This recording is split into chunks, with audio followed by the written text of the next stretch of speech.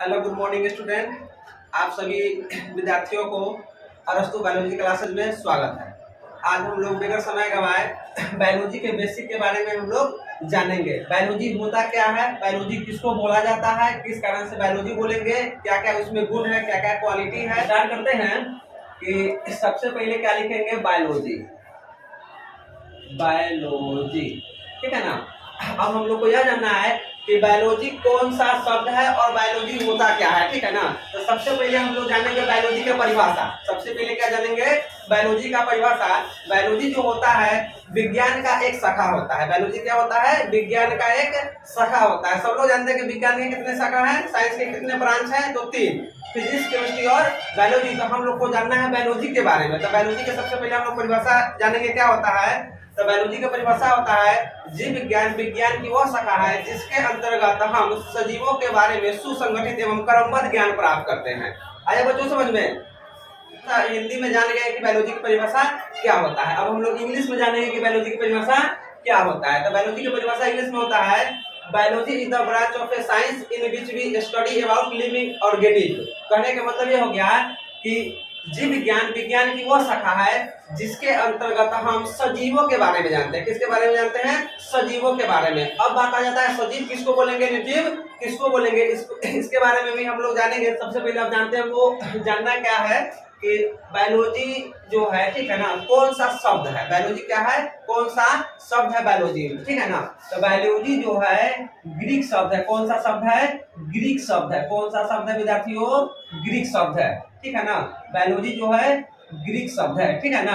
अब हमको यह जानना है कि बायोलॉजी कितने शब्दों से मिलकर के बना हुआ है या फिर कितने वर्डों से मिलकर के बना हुआ है। तो बायोलॉजी जो है 2 शब्दों या फिर 2 वर्ड से मिलकर बना हुआ है, जिसमें पहला होता है बायो और दूसरा होता है लॉजी। पहला क्या होता है, बायो, और दूसरा क्या होता है, लॉजी, ठीक है ना। अब बायो का क्या अर्थ होगा और लॉजी का क्या अर्थ होगा, ठीक है ना। चलिए तो अब हम लोग जानेंगे क्या कि अभी हम आप लोगों को बताए हैं कि बायोलॉजी जो होता है 2 वर्ड से मिलकर के बना हुआ है। कितने वर्ड से मिलकर बना होता है, 2 वर्ड से। एक होता है बायो और दूसरा होता है लॉजी। बायो और दूसरा होता है लॉजी, ठीक है ना। तो बायो का अर्थ होता है, बायो का अर्थ होता है लिविंग। क्या होता है, लिविंग। बायो का अर्थ क्या हो जाता है विद्यार्थियों, लिविंग। और लॉजी का अर्थ होता है टू स्टडी। क्या होता है, टू स्टडी, ठीक है ना।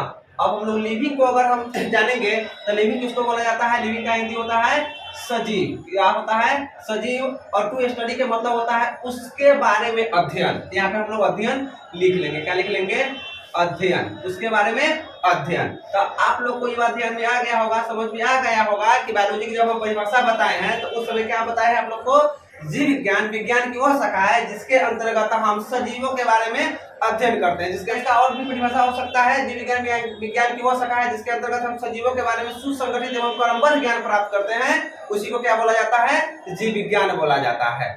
चलिए अब हम लोग जान गए क्या कि बायो का अर्थ होता है लिविंग और लिविंग का हिंदी होता है सजीव। क्या होता है, सजीव, ठीक है ना। तो आप लोग ये समझ में आ गया कि हम लोग जीव विज्ञान के बारे में उसी जीव जंतु या फिर पेड़ पौधा के बारे में जानेंगे जो क्या होते हैं, सजीव होते हैं। और लॉजी का अर्थ क्या होता है, टू स्टडी यानी कि अध्ययन। आज आप जानते हैं। अब जान लेना है, हमको यह जानना है कि मान लेते हैं क्या कौन सा सजीव है और कौन सा निर्जीव है। इसके लिए हमको पहचान करना होगा। अगर बगैर पहचान के हम लोग नहीं पहचान सकते। जैसे मान लेते क्या है कि सजीव है तो उसमें कम से कम मिनिमम कितना क्राइटेरिया होना चाहिए जिसके कारण हम सजीव बोल सकते हैं, और क्या उसमें गुण नहीं पाया जाएगा जिसके कारण से हम किसी जीव जंतु को निर्जीव बोलेंगे। तो सबसे पहले जीव जंतु के निर्जीव तो हम बोल नहीं सकते हैं क्योंकि जीव जंतु ही सजीव है। आगे जानते हैं अब क्या हो जाता है कि बायोलॉजी तो सब लोग जानेंगे लिविंग सजीव, ठीक है ना। बायोलॉजी यानी कि बायो तो मतलब होता है लिविंग, और लिविंग का हिंदी होता है सजीव यानी कि सजीव वस्तु, और लॉजी मतलब टू स्टडी जिसके बारे में अध्ययन किया जाता है। अब हम लोग जानेंगे क्या क्या क्या गुण होगा जिसके कारण से क्या वह सजीव होगा या फिर निर्जीव होगा। चलिए दोस्तों अब हम लोग जानते हैं विद्यार्थियों कि सजीव होने का कौन कौन से क्वालिटी होना चाहिए, कौन कौन से गुण होना चाहिए। तो सबसे पहला आ जाता है, मान लेते हैं सजीव अगर कोई जीव जंतु है तो सबसे पहले आ जाता है रेस्पिरेशन। क्या आ जाता है, रेस्पिरेशन। रेस्पिरेशन जिसको हिंदी में हम लोग बोलते हैं श्वसन। क्या बोलते हैं, श्वसन। तो कहने का मतलब यह हो जाएगा कि जो व्यक्ति सांस लेता है, चाहे वह जीव जंतु हो चाहे पेड़ पौधा हो, जो व्यक्ति सांस लेगा, ठीक है ना, वह क्या कहलाएगा, सजीव कहलाएगा। दूसरा मान लेते हैं क्या, दूसरा मान लेते हैं न्यूट्रिशन।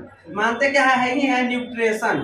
न्यूट्रिशन इसको हिंदी में बोला जाता है पोषण। क्या बोला जाता है, पोषण, पोषण बोला जाता है। अब हम लोग को यह जानना है कि मान लेते हैं कि जो व्यक्ति सजीव है, ठीक है ना, सजीव है तो उसमें सबसे पहला क्या होना चाहिए, गुण, यानी कि क्या क्वालिटी होना चाहिए, क्या गुण होना चाहिए, तो रेस्पिरेशन जो हो गया, ठीक है ना, श्वसन या शोषण जो होगा, जो व्यक्ति श्वसन की क्रिया को करेगा वह व्यक्ति क्या कहलाएगा, वह व्यक्ति क्या कहलाएगा, वह व्यक्ति कहलाएगा सजीव। और न्यूट्रिशन यानी कि पोषण, मान लेते हैं क्या जो सजीव है वो तो खाना खाएगा ही खाएगा, बगैर खाना के लिए उसके शरीर में ऊर्जा की प्राप्ति हो नहीं सकता है। तो गुण बता दिए सजीव होने का, पहला होता है रिस्पिरेशन, दूसरा होता है न्यूट्रिशन और तीसरा हो जाता है डाइजेशन। क्या हो जाता है, डाइजेशन। डाइजेशन बोले तो पाचन, क्या हो जाता है, पाचन, ठीक है ना। मान लेते हैं कोई व्यक्ति अगर कोई चीज को खाता है, खाद्य पदार्थ को खाता है तो उसका पाचन भी होगा, ठीक है ना। अब चौथा मान लेते हैं क्या होता है, चौथा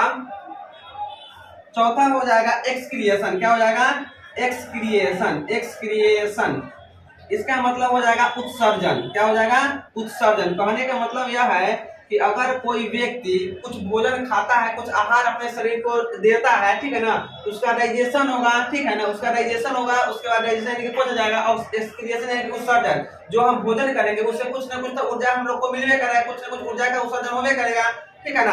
तो कम से कम कितना हो गया, 1 2 3 4, यानी कि सजीव होने का 4 को यह गुण बता दिए, क्वालिटी बता दिए। एक और बताते हैं, एक और होता है ग्रोथ। क्या होता है, ग्रोथ, जिसको बोला जाता है वृद्धि या फिर विकास बोल सकते हैं, वृद्धि या फिर विकास हम लोग बोल सकते हैं, वृद्धि, ठीक है ना। मान लेते हैं जो व्यक्ति सजीव है वो वृद्धि विकास करेगा ही करेगा, ठीक है ना। अगर मान लेते हैं क्या कि जैसे हम आप जन्म लिए, ठीक है ना, तो हम आप जन्म लिए तो 1.5 2 2.5 किलो के जन्म लिए, ठीक है ना। आज मान लेते हैं क्या है कि आज 40 45 50 किलो के है, इस तरह से वृद्धि विकास हुआ, ठीक है ना। जिस समय हम लोग जन्म लिए वो उस समय का वो अवस्था अलग था, आज का अवस्था अलग है। तो आज ये उस अवस्था से आज यह अवस्था में आए हैं, तो हम लोग विकास करके ही आए हैं। एक और जान लीजिए, एक रिप्रोडक्शन होता है। छठा क्या मान लेते हैं, रिप्रोडक्शन, जनन या फिर प्रजनन।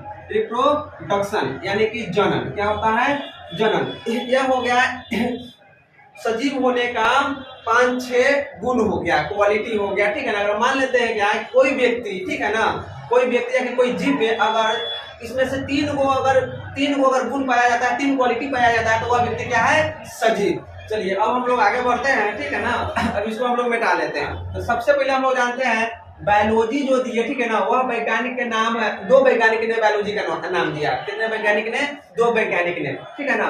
पहला वैज्ञानिक नाम है,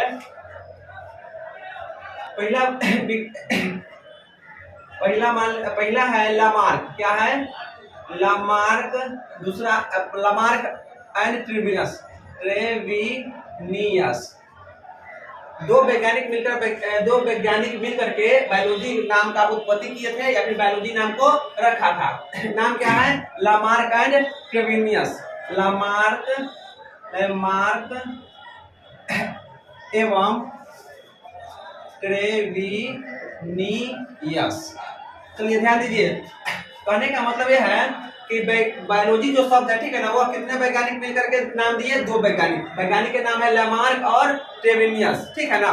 चलिए आगे हम लोग जानते हैं कि लामार्क और ट्रेविनियस। अच्छा विद्यार्थी बताइए कि बायोलॉजी के ब्रांच कितने हैं, बायोलॉजी के ब्रांच कितने हैं। आप लोग में से 90% से ऊपर विद्यार्थी बोलिएगा कि बायोलॉजी के ब्रांच 2 है, लेकिन यह गलत है, ठीक है ना। बायोलॉजी का ब्रांच 2 है, लेकिन 2 आप लोग बोलिएगा तो गलत होगा, क्योंकि बायोलॉजी का मेन ब्रांच 2 होता है, इसका ब्रांच 55 से भी ज्यादा है। इसका ब्रांच क्या है, 55 से भी ज्यादा है। तो हम लोग 55 वाला में नहीं जाएंगे, हम लोग 2 वाला में जानेंगे क्या कि बायोलॉजी के ब्रांच कितने हैं। तो 2 मान लेते हैं कि 2 है, ठीक है ना। तो पहला होता है बोटनी और दूसरा होता है जूलॉजी। पहला होता है बोटनी और दूसरा क्या होता है, जूलॉजी। बोटनी पहला क्या होता है, बोटनी, जिसको हम लोग बोलते हैं पादप विज्ञान। क्या बोलते हैं, पादप विज्ञान। पादप विज्ञान कहने मतलब पेड़ पौधा के बारे में। दूसरा हो जाता है क्या, जूलॉजी, इसको बोलते हैं हम लोग जंतु विज्ञान। क्या बोलते हैं, जंतु विज्ञान। अब हम लोग बोटनी किसको बोलेंगे और जूलॉजी किसको बोलेंगे। तो बोटनी में हम लोग क्या करते हैं कि पेड़ पौधा के बारे में अध्ययन करते हैं, और जूलॉजी में हम लोग क्या करते हैं कि जीव जंतु के बारे में हम लोग अध्ययन करते हैं। चलिए अभी तो आप सब लोग जानेंगे क्या कि बायोलॉजी के मेन ब्रांच कितने हैं? दो। बायोलॉजी के मेन ब्रांच कितने हैं? दो। एक होता है बॉटनी, दूसरा होता है जूलॉजी यानी कि पादप विज्ञान और जंतु विज्ञान, ठीक है ना। अब हम लोग को यह जानना है कि who is the father of zoology, who is the father of zoology, who is the father of botany यानी कि बॉटनी पादप विज्ञान के यानी कि पेड़ पौधा के पादप विज्ञान के जनक कौन है, चाहे पिता कौन है। तो पादप विज्ञान के जो जनक है, पादप विज्ञान के जो जनक है, पादप विज्ञान के जो जनक है उसके बारे में पहले जान लेते हैं, ठीक है ना। आखिर पादप विज्ञान के जनक कौन है और वही पादप विज्ञान के जनक ही क्यों कहलाए। दूसरा वैज्ञानिक भी कहला सकते हैं, ठीक है ना। तो जानिए, तो सबसे पहले हम लोग बॉटनी के पिता के नाम जानते हैं या फिर बॉटनी के जनक के नाम जानते हैं। तो बॉटनी के जनक के नाम है थियोफ्रेस्टिस। क्या नाम है? थियोफ्रेस्टिस। थियोफ्रेस्टिस जो है कि थियोफ्रेस्टिस है जो पादप विज्ञान के पिता है, चाहे पादप विज्ञान के जनक है, ठीक है ना। तो पादप विज्ञान के जनक जो है थियोफ्रेस्टिस साहब है, इसको हम हिंदी में लिख सकते हैं थियोफ्रेस्टिस। थियोफ्रेस्टिस साहब जो है वो क्या है कि पादप विज्ञान के जनक है। आखिर थियोफ्रेस्टिस साहब ही पादप विज्ञान के जनक क्यों कहलाए, चाहे पादप विज्ञान के जनक क्यों लोग कहते हैं। तो इन्होंने क्या किए थे कि एक बुक लिखे थे जिस बुक का नाम था the Historia of platinum. The Historia of platinum, ठीक है ना, द हिस्टोरिया ऑफ प्लेटिनम। तो ध्यान दीजिए, लिखते हैं। एक बात और ध्यान देना है, किसी भी वैज्ञानिक का जो बुक लिखा गया है उस बुक का नाम हमेशा इंग्लिश में ही होगा, हिंदी में नहीं होगा। द हिस्टोरिया ऑफ प्लेटिनम, ठीक है ना।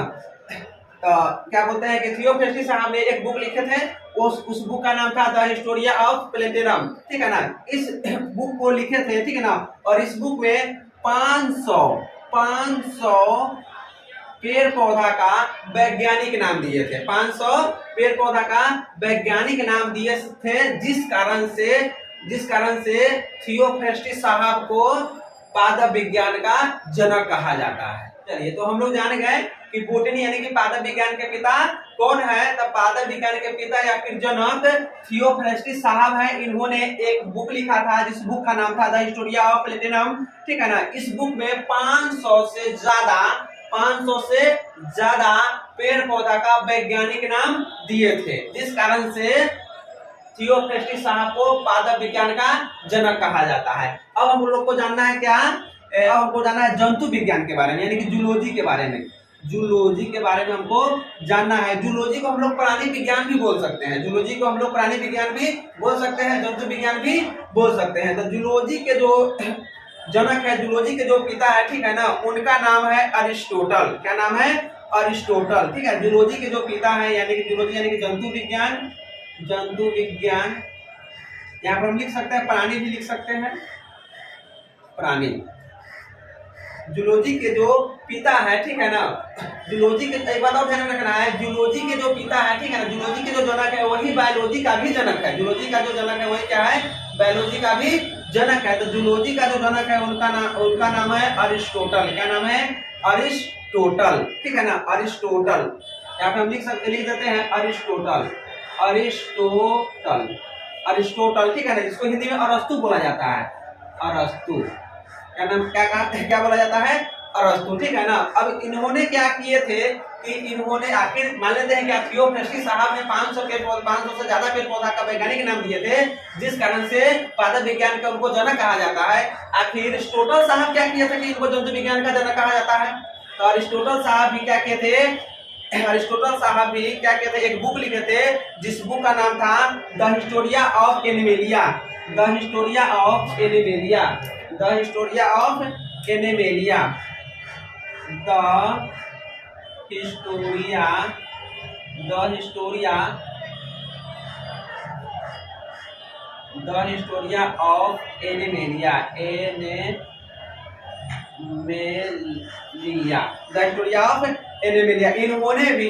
इन्होंने क्या किए थे कि 500 जीव जंतु का वैज्ञानिक नाम दिए थे। कितने जीव जंतु के? 500 जीव जंतु के वैज्ञानिक नाम दिए थे, जिस कारण से इनको जंतु विज्ञान के जनक या फिर पिता कहा जाता है।